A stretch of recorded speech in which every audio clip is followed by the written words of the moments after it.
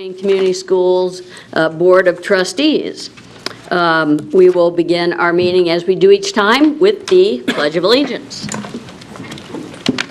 I pledge allegiance to the flag of the United States of America and to the republic for which it stands, one nation, under God, indivisible, with liberty and justice for all.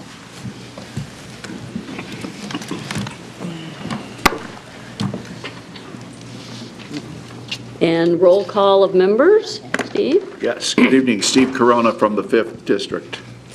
Glenna Yale from the 2nd. Tom Smith, 3rd District. Maria Norman, Member at Large. Ann Duff, Member at Large. Jordan Lebemoff, the 4th District. And I'm Julie Hollingsworth, elected from District 1. And to my far left is Barb Trout, Clerk of the Board. Good evening. And our Superintendent of the Year, Dr. Wendy Robinson. Good evening. Good evening.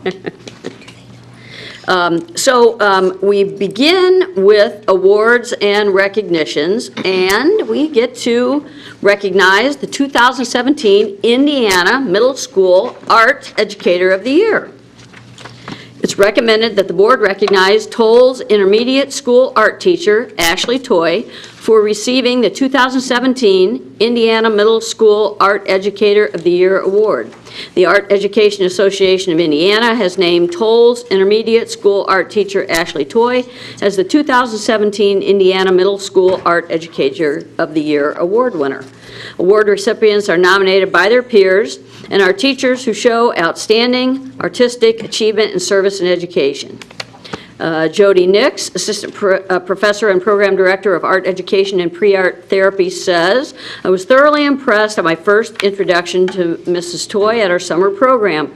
Her classes were engaging, exciting, and extremely well organized. The art product her students leave with are exceptional and from their own curiosities and investigation. Never are they just an assembly line production. This allowance of such deep creativity comes intrinsically from her embracing her curriculum with the TAB method, which perhaps you can explain to us, the nationally recognized choice-based art education approach.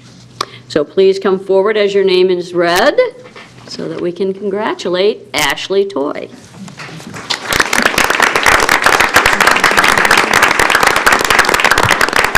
And Principal Tim Captain. We'll get pictures afterwards. Yeah, so let Ashley explain that. Yes, explain the TAB method. So it's called Teaching for Artistic Behavior. And what that means is I have different centers located around my classroom for students to then go explore and then create their artwork with. So I do different lessons based on art history or techniques or different things that they're interested in. They bring me different ideas, and I do lessons with them, and then they can go use that knowledge and create their own artwork from the centers in my room. So, yeah. Very good. And I'm sure your students' artwork is gracing lots of refrigerators. Tim, why don't you come on up? Yeah, Principal Tim Captain from Cole.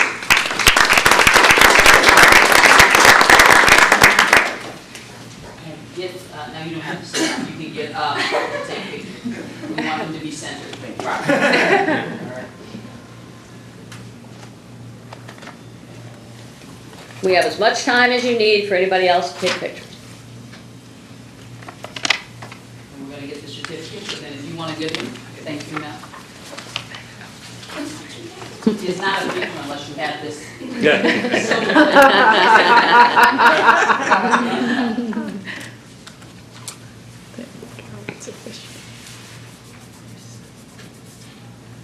Don't be shy. Did you get your picture? Thank you so much.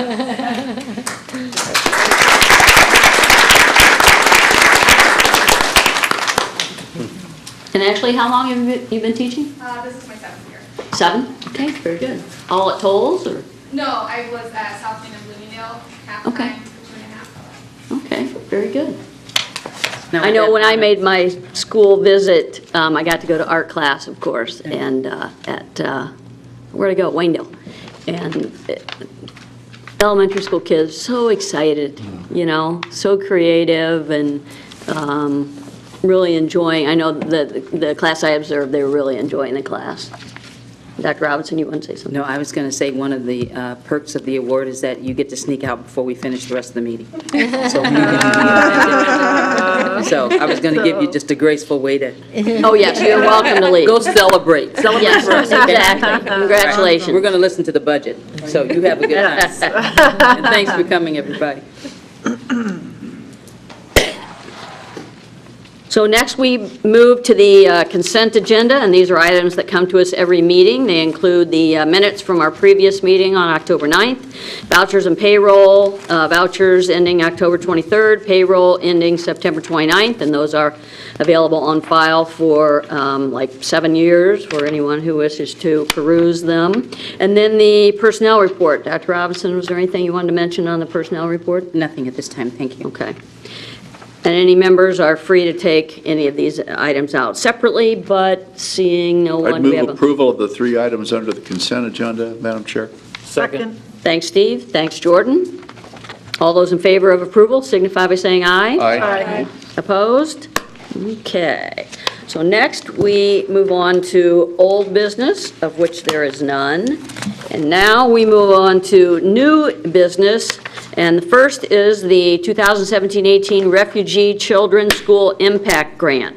It's recommended that the board approve the application for and acceptance of the Refugee Children's School Impact Grant for 2017-18 in the amount of $19,611.47 from the Indiana Department of Education.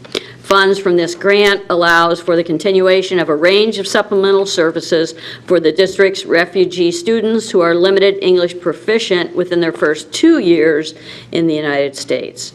And Emily Schwartz-Kearns is available to answer any questions. We have a motion. Second. Move for approval. Second. Thanks, Tom. Thanks, Maria. Anyone have any questions? Okay. All those in favor of approval signify by saying aye. Aye. Aye. Opposed? Okay, next we have change orders. It's and these are change orders to the basic renewal, restoration, and safety projects, the 2017 CPF physical plant improvement projects, and 2017 guaranteed energy savings refrigeration rack system improvement project. Wow. Say that real fast. So you can see on your sheet, there is a list of the basic renewal, restoration, safety projects, and those change orders allowed us to spend about $34,000 less than expected. And then on the back, there's the 2017 Capital Projects Fund projects, and that list of about 7 projects allows it to spend about $57,000 less than expected. And then the at the Nutrition Center, the putting in a refrigeration rack system, we ended up with some changes that had to be made that caused us to spend about $26,000 more. So questions can be addressed by Director of Facilities, Darren Hess. Do we have a motion? Second. So moved that we approve. Second. Thanks, Glenna. Thanks, Maria. Darren, I have some questions.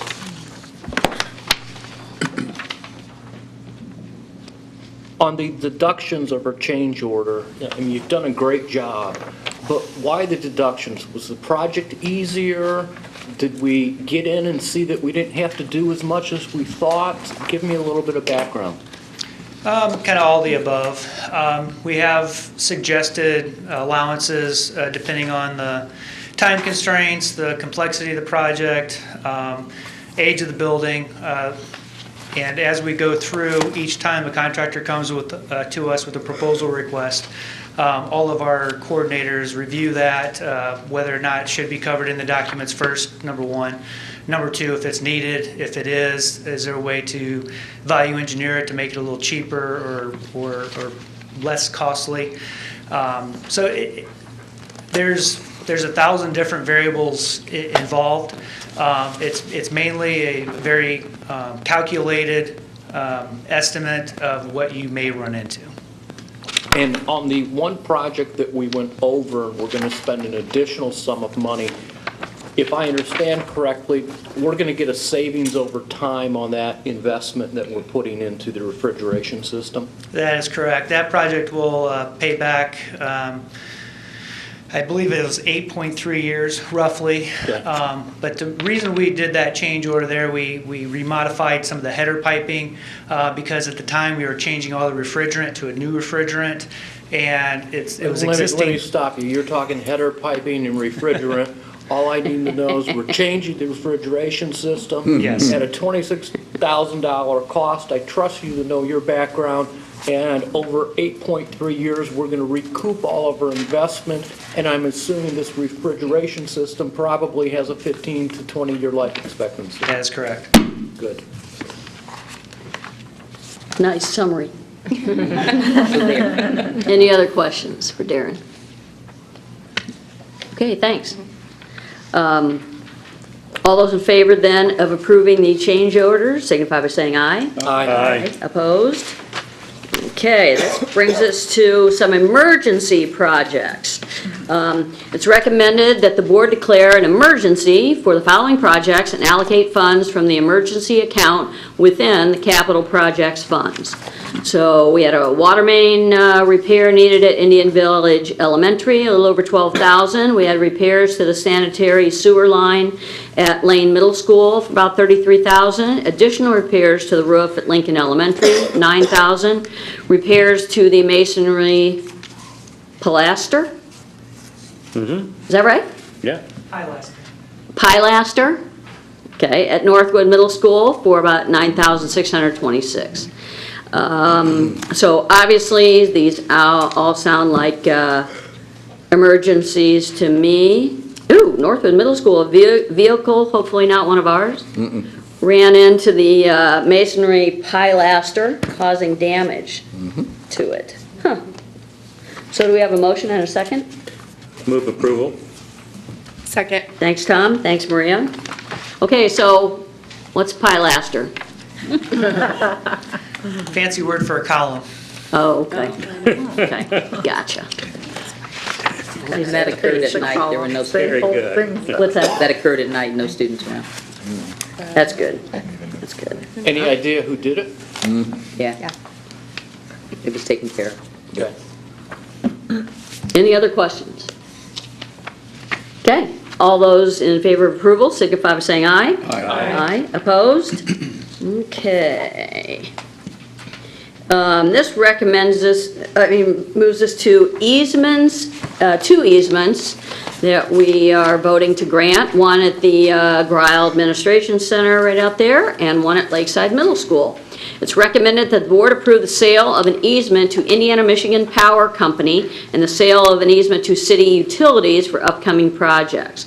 It's further recommended that the superintendent or her designee be authorized to sign the appropriate documents and take necessary steps to complete these transfers and to grant Indiana, Michigan, and city utilities the temporary license to enter the properties to construct and maintain the improvements in and under easement areas.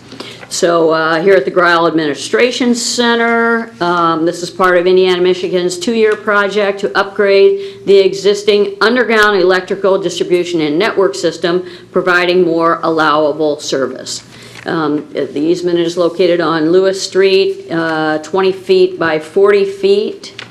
And Indiana, Michigan Power has offered $1,500 for the easement, which is fair market value. At Lakeside Middle School, the purpose of the acquisition is to accommodate a public utility project involving the construction of a forced sewer main that will be used to divert excess flows in wet weather. City Utilities offered $5,090 for the proposed 25 feet by 542 feet permanent easement, and on the same, a temporary construction easement over the southern portion of the property, which is fair market value. And Director of Facilities Darren Hess is still here to answer any questions, and you have very nice little maps available to you to see those locations. Do we have a motion? Second? Move approval. Second. Thanks, Tom. Thanks, Jordan. Any questions? Okay. All those in favor of approval signify by saying aye. Aye. Opposed? Okay, now we move on to budget adoption and resolutions. It's recommended that the board approve the proposed Fort Wayne Community Schools 2018 appropriations, the 2018 levies, the three-year capital projects fund plan for 2018 through 2020, and the bus replacement plan for the years 2018 to 2029. All of these have been advertised in both newspapers back in September. The budget was submitted to the Indiana Gateway, available for public view on September 26th. Last meeting, we had a public hearing, giving anyone the opportunity to speak on any of these items. And questions can be addressed by Chief Financial Officer Kathy Friend. And you have a summary there of the budgets, the levy, the three-year capital project fund, and the bus replacement fund. Do we have a motion? Second? I move approval. Second. Thanks, Tom. Thanks, Jordan. Any questions? Okay. Phew. All those in favor of approval signify by saying aye. Aye. Opposed?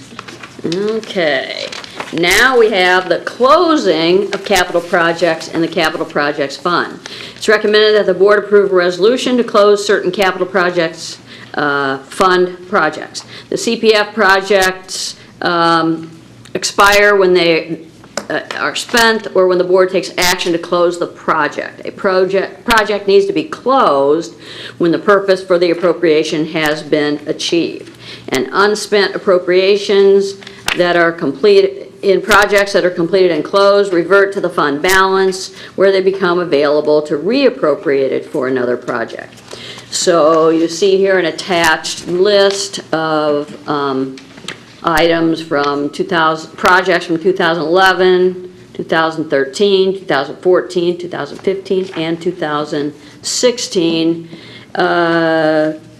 Cumulative, a little over $3 million, although you can explain the big one, Kathy, the $3 million. So do we have a motion and a second? Move for approval. Second. Okay, thanks Glenna and Steve. So Kathy, just explain briefly why the big one, I mean, these are all kind of little things, but there's a big $3 million equipment circuit breaker on there. And Yeah, that's, and the state changed how we do this beginning in 17, so this is the last time you would see this, but in 16 and prior to that, we had to take a portion of the budget and put it in a line called unallocated equipment or I guess I could say unallocated equipment. So we really knew we weren't going to be able to spend it, but we had to set it aside because it was really the portion of the budget that wouldn't be available because of the circuit breaker is really what it amounted to. But we had an appropriation for the full amount and then set that part aside in a line that we knew we would never touch. It was sort of an awkward so this thing. is money we never got. Never got. We knew we were never going to get. Right. So we're we just weren't gonna saying, spend it. we're gonna close it out because we don't have it to spend. If for some wild reason that it would have come in a lot less, like 2 million, then it actually could have had $1 million available. Okay. But it came in where we thought it would. So you won't see that anymore because. So the state changed the way things are done? Yeah. Okay. Yep. That makes sense. Yep. Okay. Any other questions? All those in favor of approval signify by saying aye. Aye. Opposed? Okay, now we have the, it's recommended that the board approve reductions to the 2018 budgets of the Transportation Fund and the Capital Projects Fund to support the tax neutrality requirements of the pension bond. Public Law 199 requires that those districts who issue a pension bond to replace their retirement severance programs must make the annual bond payment to a tax neutral, must make this annual bond payment a tax neutral event to taxpayers. As a result, Fort Wayne Community Schools has chosen to reduce the levies in the Transportation and Capital Projects Fund planned. And Kathy Friend is available again to answer any questions. Do we have A motion? Move approval. Second. Thanks, Tom. Thanks, Jordan. Just in case somebody hasn't been paying attention for the last few years, pension bond, We were required to actuarially fund some retirement benefits that some employees got, and I think this was back in 2005. We no longer have that. we no longer have those. We no longer have that severance, plan. right. But in order to get rid of it, the state provided an opportunity, and I believe about every school district in the state did it. We took out a bond to make employees whole for the benefit that they were expecting to receive. And at the same time, paying back that bond could not cost taxpayers more money.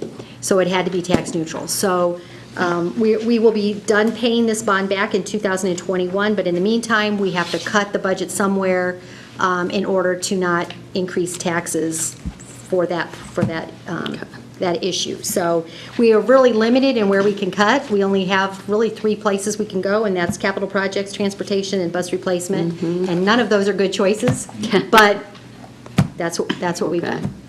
So. And of course, like many things, this was the result of some districts spending money they didn't have. Right. And getting in trouble, and so the legislature stepped in. Right. We were paying our Right. benefit on a pay-as-you-go basis, and we were able to handle it with the budget that we had, but we had to fall under what everybody else was doing, with the new law, and Right. so we don't have it anymore. Okay, thanks. I hope that you understood that. It's a complicated issue. You're right. Yeah. Any other questions? Okay, all those in favor of approval signify by saying aye. Aye. Opposed? Okay, and that brings us to goals for expenditure categories. Recommended that the board approve a resolution to set expenditure category goals for the 2017-2018 school year. The goal is to improve upon current percentages between the expenditures for student instruction categories and other expenditure categories. So beginning with the 2007-8 school year, school districts are required to establish goals for each category of expenditures that will increase the school corporation's allocation of taxpayer resources directly to student instruction and learning in light of the unique circumstances present in the school corporation. So the Department of Education and they set these for 14-15, applies now? They do not have any better numbers out there published yet. So we've been using these for a few years. Okay. Yes. So, but there are percentages, so, so we are expected to spend 56.9% of our budget on student instructional expenditures, and Fort Wayne Community Schools usually spends more than that, 61.5%. And then other expenditures are the other 43.1. Fort Wayne Community Schools student instructional expenditures as a percentage of the total decreased beginning in 2012 due to referendum expenditures and the non-operational line. However, we're still greater than the state average. Okay, do we have a motion? Second? Move approval. Second. Thanks, Tom. Thanks, Maria. Anybody have any questions? And of course, the state sets what are considered student instructional expenditures, right? What you have. They provide a chart of Accounts. accounts that Right. defines which buckets each one of our expenses falls in. Okay. Yes. Great. So all those in favor of approving this resolution signify by saying aye. Aye. Aye. Opposed? Okay. You don't want me to read this big, long resolution, do you? Okay. So, we don't have any reports. So we'll end with member comments. Steve? No comments tonight, thank you. No comments for me? No comments from Tom. I would just like to thank the community members that came out to our community engagement sessions last week at Northside High School, and remind the public that we are hosting those again this Wednesday at Northrop.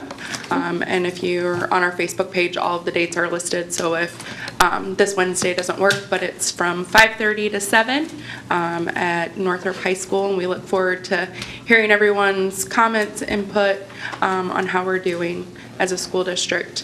And I also got the opportunity to be principal for a day last week, so that was a lot of fun. I got to go to Bunch Montessori School, and Principal Mullins and her staff were just wonderful in welcoming me into their school building. And if you haven't been to Bunch to see the great things that they're doing, it's really interesting, the work that they're doing and just the Montessori educational concept as a whole. It's really wonderful to see the students engage in their learning. So it was a lot of fun. Thank you for inviting me. Thanks, Maria. Yeah. No comments. I would just add on our community engagement efforts, although on the 25th we're going to Northrop, you don't have to be affiliated with Northrop to join us. Right. If it works good for you and that's a good date, join us at Northrop if you can't make it to any of the others. And you don't have to have children within the school system. You can be a concerned uncle, a concerned aunt, a grandparent, a neighbor, a taxpayer. Come let us know what you want us to hear. Thanks, Jordan. Dr. Robinson? Maria captured the Northrop. I thought those were excellent sessions. I want to once again publicly thank the board for putting themselves out there. First of all, to participate in the training. Do encourage people to come. We've talked to staff members to encourage people, as it isn't really a staff event, but we've encouraged them to try to recruit people to come, so we should have hopefully a better turnout at Northrop. Also want to remark that this is Barb's last meeting. Barb and I have been together for 18 years. She's raised me. She's also helped with the care and feeding and raising of several board members for lots of years. So I just want to publicly thank her. I can actually say that now. But we wish her well. She has 2 grandchildren that somehow this district is always in her heart. But grandkids, once you become a grandparent, they become number 1. So just want to thank her publicly for all the years she's helped us. Yes, and I would agree with that. Thank you, Barb. Party Monday. Thank you. Party Monday? Party Monday. Okay. Ooh.